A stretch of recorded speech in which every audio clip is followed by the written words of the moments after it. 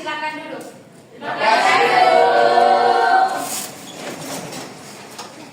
Oke, sebelum memulai pembelajaran, saya minta satu orang dulu untuk angkat toa.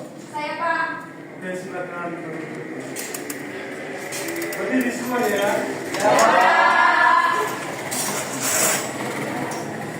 Sebelum berdoa, kita awali dengan yel-yel untuk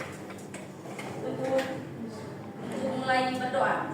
Sama-sama ya teman-teman. Jari jempol, jari tunjuk, jari tengah di tengah, jari manis pakai cincin, jari kelingking ku sayang, ku berhitung 1, 2, 3, 4, dan 5. Jangan tutup mata, mari kita berdoa. Dalam nama Bapa dan Putra dan Roh Kudus. Amin. Sama-sama. Salam Maria. Salam Maria, penuh rahmat, Tuhan sertamu. Terpujilah engkau di antara wanita, dan terpujilah buah tubuhmu Yesus.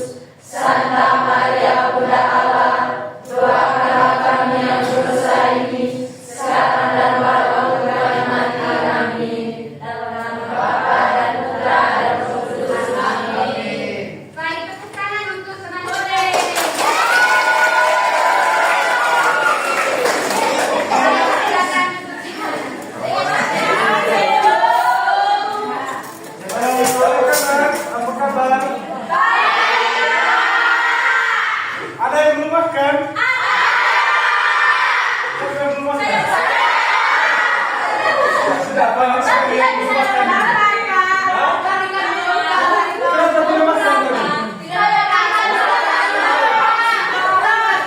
Cek baik.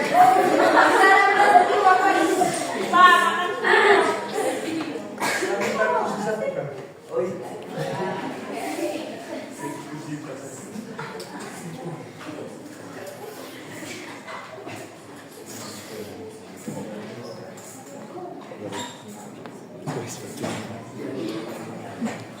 Oke anak-anak, sebelum memulai pembelajaran, ada yang tidak hadir?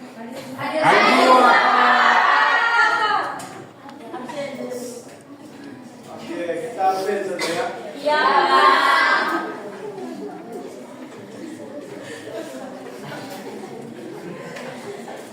Eufemia Sumariani Jumat, hadir Bu. Emelinda Prayan Janur, hadir Ibu. Patrisius Buyanana, Hadir Bu.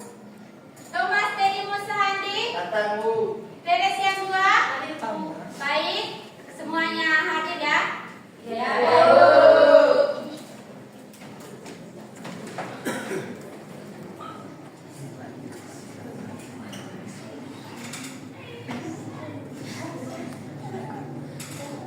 Oke, karena tidak ada yang menghambat, baik selanjutnya kita masuk pada materi yang pertama, yaitu tentang konstitusi.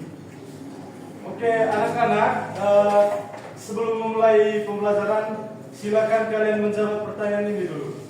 Yang pertama, apa yang dimaksud dengan konstitusi? Silakan. Saya Pak. Konstitusi adalah hukum dasar atau aturan tertinggi yang menjadi landasan bagi penyelenggaraan suatu negara. Oke, terima kasih. Kemudian, tepuk tangan dulu untuk Yen yang sudah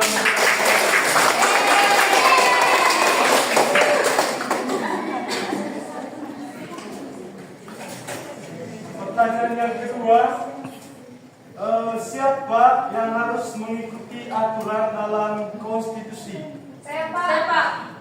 Oke, silakan. Kita semua Pak. Oke, terima kasih. Tepuk tangan dulu untuk. Nah, pertanyaan terakhir, apa yang terjadi jika tidak ada konstitusi di Indonesia? Silakan. Saya Pak. Oke, silakan. Kalau misalkan di Indonesia tidak ada konstitusi Pak, berarti semua masyarakat akan bertindak semau mereka dan mereka tidak akan memikirkan orang lain Pak, karena konstitusi itu kan aturan yang mengatur kehidupan kita. Jadi konstitusi itulah yang akan menjaga ketertiban masyarakat. Tapi kalau tidak ada konstitusi maka kehidupan kita akan jadi berantakan, Pak. Oke, tepuk tangan dulu untuk. Baik, selanjutnya kita masuk pada pengertian konstitusi. Konstitusi merupakan suatu hukum dasar yang menjadi pedoman dalam penyelenggaraan kekuasaan negara. Konstitusi juga merupakan dasar hukum di Indonesia. Oke, selanjutnya kita akan menjelaskan terkait dengan konstitusi itu dapat mengatur yang pertama pembagian kekuasaan dalam negara, misalnya eksekutif, legislatif, dan yudikatif. Oke, sebelumnya ada yang tahu siapa-siapa yang berperan dalam lembaga eksekutif? Tidak tahu, Pak, karena kami tidak tahu apa itu eksekutif juga.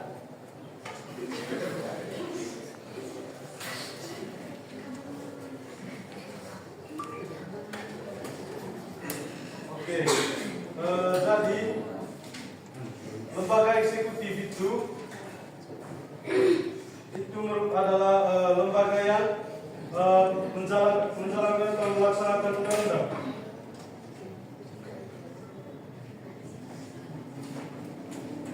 Untuk pemateri kedua yaitu tentang norma. Anak-anak kalian tahu apa itu norma?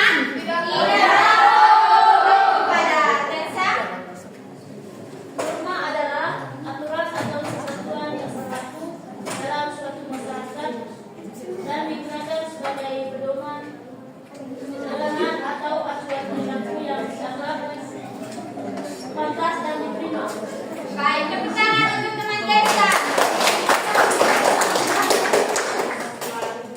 Baik, pengertian norma adalah aturan atau pedoman yang mengatur perilaku manusia dalam kehidupan bermasyarakat.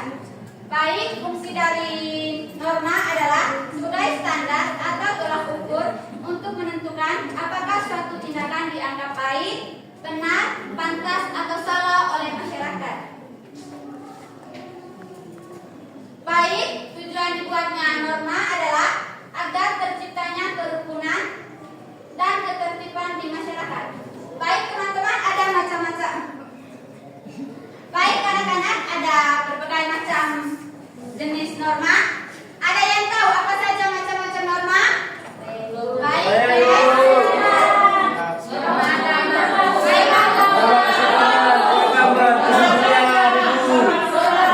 Baik, semuanya. Baik, macam-macam norma tidak jauh dari apa yang dijawab teman-teman tadi, dari anak-anak tadi. Yang pertama itu norma agama, yang kedua norma kesusilaan, yang ketiga norma kesopanan, yang keempat norma hukum. Baik, norma agama adalah aturan yang menjadi pedoman bagi manusia yang bersumber dari Tuhan Yang Maha Esa. Apa saja contoh dari ada yang tahu apa saja contoh dari norma agama? Tidak tahu. Baik, contohnya adalah berdoa dan sholat. Untuk sholat itu untuk yang agama Muslim. Berdoa aja,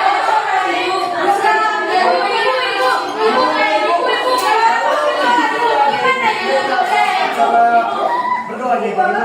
Ibu, kalau mereka sholat, ibu kemana ibu? Ibu tidak Untuk agama Islam ya? Oh iya, betul sekali. Tepuk tangan untuk adik.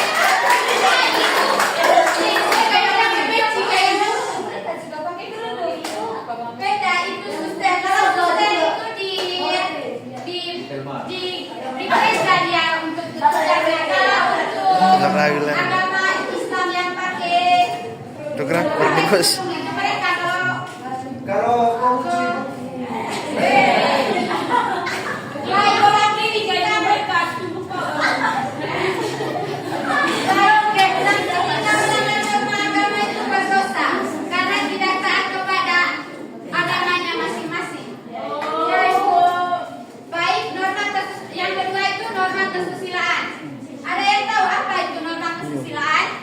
Baik, Bu. Baik, Maaf Pak. tinggal aku, Ibu. Baik, tepuk tangan untuk kembali. Ada era, tepuk tangan era.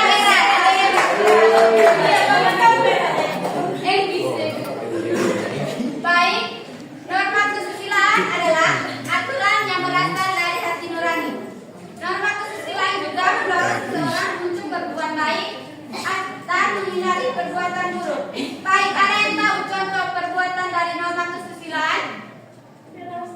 Saling membantu satu sama lain, Ibu. Baik, betul sekali. Tepuk tangan.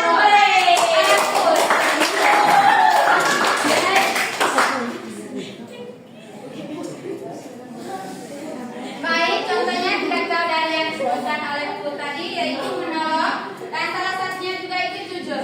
Misalnya jujur itu ada teman dari ruangan ini kehilangan uang, dan bila ada salah satu teman yang menemukannya, lalu kita beritahu siapa yang kehilangan uang, dan lalu kita beri kepada teman yang kehilangan uang tersebut.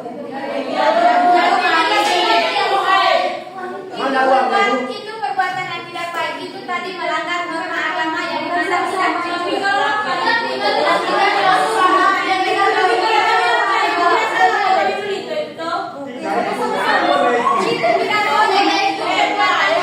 jujur, ya. Boleh itu.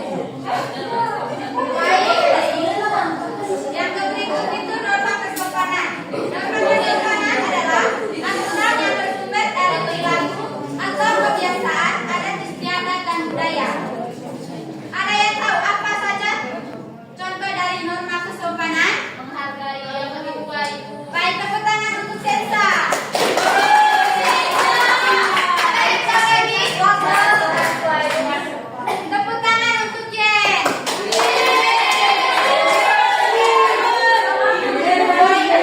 Dari apa yang disampaikan teman-teman, salah satu contohnya juga yaitu berpamitan ketika berangkat sekolah, berbicara dengan sopan kepada orang yang lebih tua dari kita. Yang berikut itu norma hukum. Norma hukum adalah aturan yang bersumber dari negara atau pemerintah yang diatur dalam undang-undang. Norma hukum bersifat memaksa, tujuannya untuk melindungi kepentingan masyarakat. Salah satu contohnya adalah tata tertib lalu lintas dan membayar pajak. Seperti kilang, Ibu. Ya, itu. Ya, itu termasuk salah satu dari norma hukum. Baik, sekian materi untuk hari ini. Mungkin ada anak-anak yang belum mengerti dengan materi yang kami paparkan. Sudah itu Saya ada pertanyaan. Iya, baik, silakan Kak. Dan contohnya Ibu membayar pajak, terus Ibu uang yang kita kasih untuk siapa, Ibu? Oke. Terima kasih. Tadi di sini saya ingin menjawab.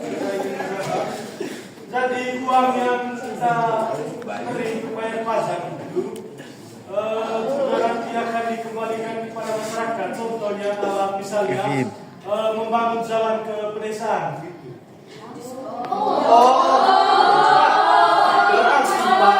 Pembangunan jalan ini sebenarnya uang rakyat. Iya, uang rakyat juga itu.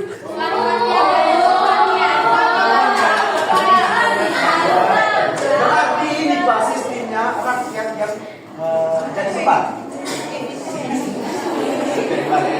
Kami baru tahu, Pak. Saya sadari tahu, Pak.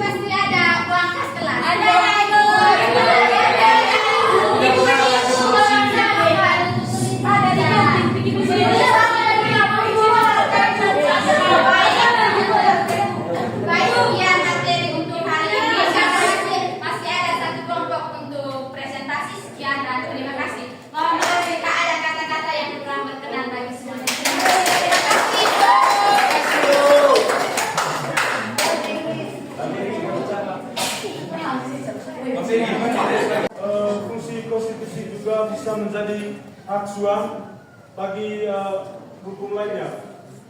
Konstitusi menjadi standar tertinggi hukum dalam negara. Oke, anak-anak, jadi semua peraturan perundang-undangan itu harus sesuai dengan konstitusi. Dan jika ada peraturan yang bertentangan dengan undang-undang, maka peraturan tersebut dibatalkan oleh konstitusi atau tidak disahkan. Kemudian yang terakhir berikut peran konstitusi dalam demokrasi. Yang pertama, anak-anak, konstitusi berperan menjamin kedaulatan rakyat. Demokrasi di Indonesia. Anak-anak, apakah ada yang tahu prinsip demokrasi di Indonesia itu apa?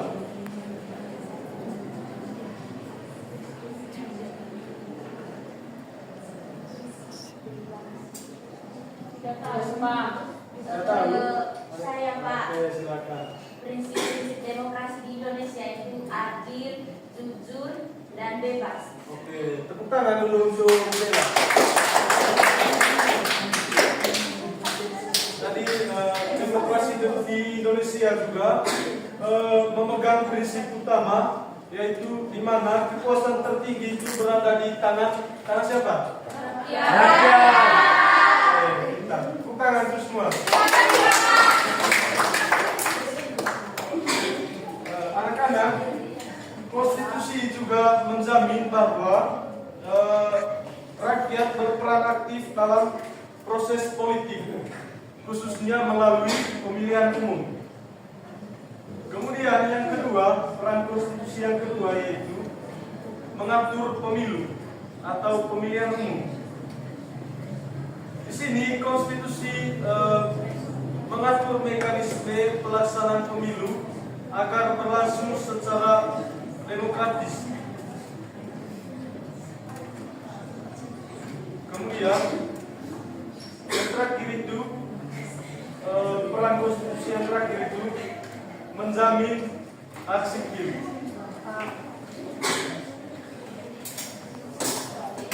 Kenapa? Tadi saya speaking, Bapak kan dengan Speaking. baik semuanya, silakan berdiri. Saya speaking dulu ya. Caranya berdiri. Terima kasih. Andung. Sekali cek Bapak. Untuk Aduh. tidak tepuk semangat.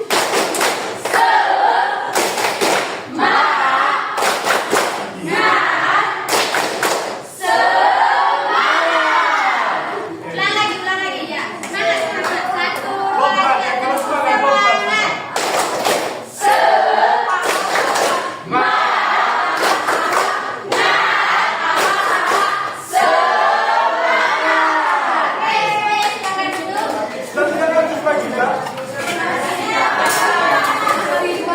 Semuanya pada makan diri. Siapa yang tidak mandi tadi pagi?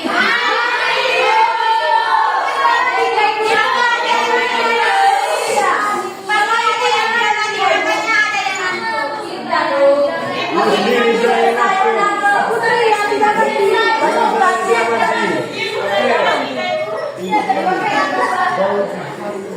Oke, semuanya biasa. Kita lanjut ya. Peran konstitusi yang terakhir itu menjamin hak sipil. Di mana konstitusi di sini menjamin hak sipil dan politik. Misalnya aksi demo atau unjuk rasa itu merupakan hak setiap warga sipil. Kemudian berikut jenis-jenis konstitusi. Yang pertama, konstitusi tertulis. Konstitusi tertulis, anak-anak, itu dituangkan dalam dokumen resmi dan disusun secara sistematis. Contohnya tadi Undang-Undang Dasar. Yang kedua, tidak tertulis. Nah, konstitusi tidak tertulis ini bersumber dari kebiasaan, tradisi, dan bukan dokumen resmi. Contohnya itu adat di Manggarai ya, misalnya Pelis. Dan itu merupakan suatu konstitusi yang secara tradisi atau terjadi secara turun-temurun. Kemudian yang ketiga, konstitusi politik. Konstitusi politik ini mengatur hubungan antara lembaga negara dan sistem pemerintahan. Yang terakhir yaitu konstitusi sosial. Ini mencerminkan nilai sosial dan cita-cita bangsa. Contohnya dalam gotong royong, membantu orang yang mengalami kesulitan. Oke, teman-teman, silakan berikan contoh kegiatan gotong royong dulu di lingkungan masyarakat. Contohnya bersih lingkungan, Pak. Oke, tepuk tangan dulu. Saya Pak. Masa bakti, tepuk tangan. Oke, ada lagi? Makan bersama. Dia ingat bapaknya, makanya asukan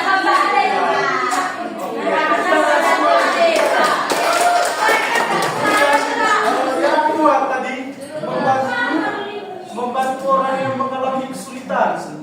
Mungkin ada yang bisa berikan contoh dulu untuk hal ini.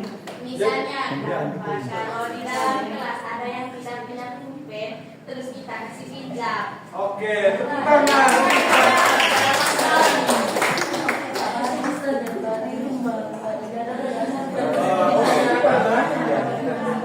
Itu adalah materi tentang konstitusi. Sebelum lanjut, ada yang mau bertanya dulu tentang konstitusi? Oke, berarti paham semua ya?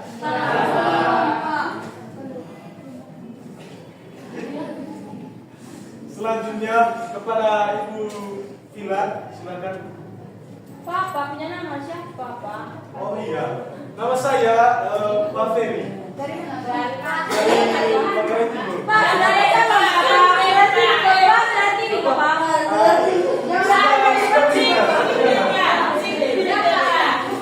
Status Pak.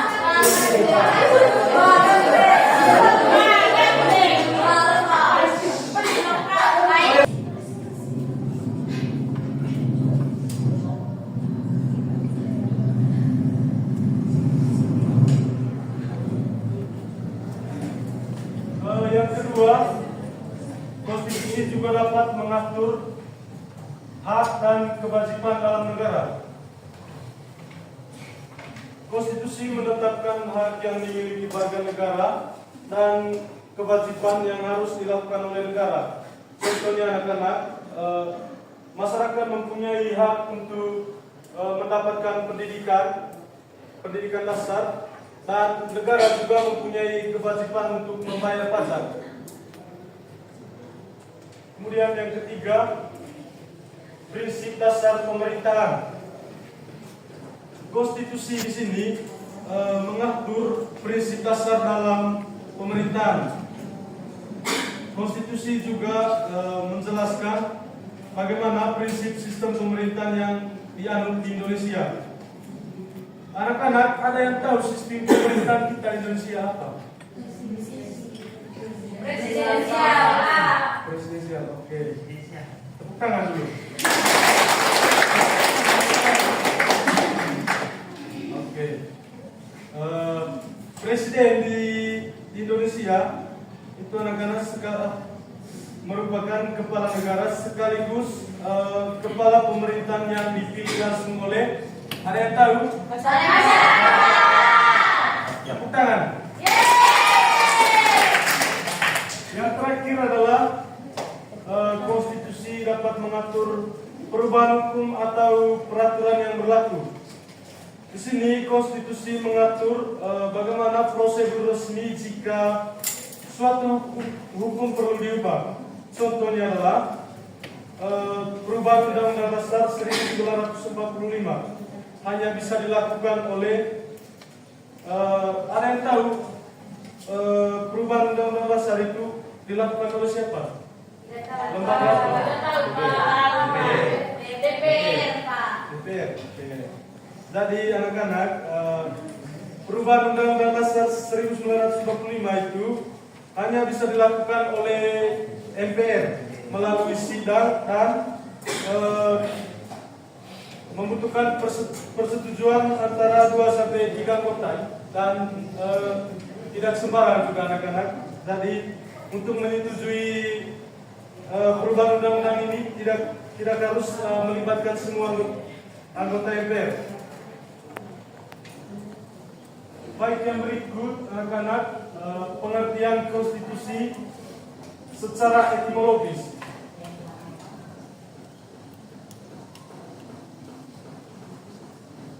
Dari bahasa Latin, constitution yang berarti menetapkan atau membentuk sesuatu. Misalnya tadi menetapkan peraturan dan membentuk undang-undang dasar. Kemudian yang kedua, konstitusi adalah sesuatu yang menetapkan dasar-dasar penting dalam suatu sistem, terutama dalam pemerintahan dan hukum.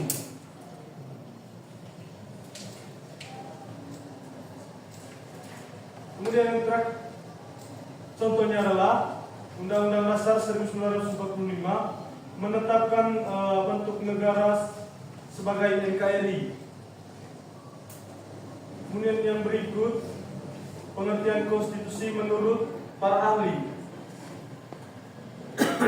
Menurut KCW, konstitusi dapat mengatur suatu sistem pemerintahan dalam suatu negara. Contohnya dalam sistem presidensial Indonesia, presiden dipilih langsung oleh rakyat. Seperti yang anak-anak sudah sebutkan tadi, hal ini sudah diatur dalam Undang-Undang Dasar 1945. Kemudian yang kedua, menurut Zingli, konstitusi merupakan suatu hukum dasar yang tertera dalam suatu negara. Contohnya, setiap rancangan undang-undang di DPR harus merujuk pada Undang-Undang Dasar. Kemudian yang berikut, fungsi dari konstitusi.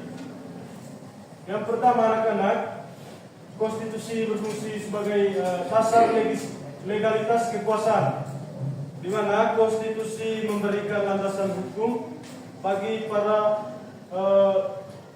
pemegang kekuasaan untuk menjalankan tugas dan wewenang. Dalam hal ini, presiden, DPR dan lembaga lainnya yang merupakan yang memiliki wewenang untuk menjalankan tugas legalitas kekuasaan. Kemudian yang kedua, fungsi konstitusi yang kedua yaitu menjamin hak warga negara. Anak-anak, silakan, apakah anak-anak bisa menyebutkan hak-hak Anda sebagai warga negara? Silakan. Hak sebagai warga negara.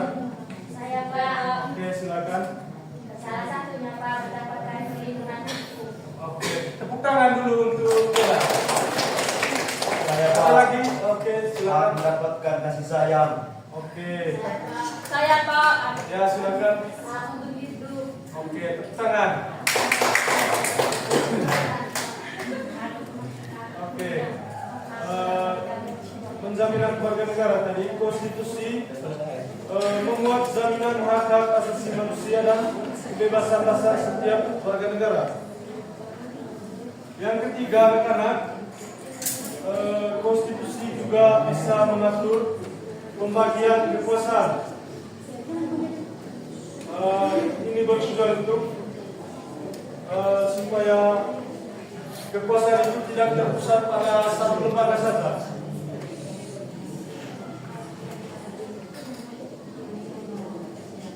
contohnya tadi lembaga legislatif, yaitu untuk membuat undang-undang. Kemudian lembaga eksekutif itu berfungsi untuk melaksanakan undang-undang. Kemudian yang terakhir yudikatif, yaitu mengawasi serta mengadili pelanggaran hukum. Sebelum tutup pembelajaran, satu orang angkat doa. Ya, silakan. Dia juga. Silakan maju. Ya, tepat. Silakan berdiri. Siap.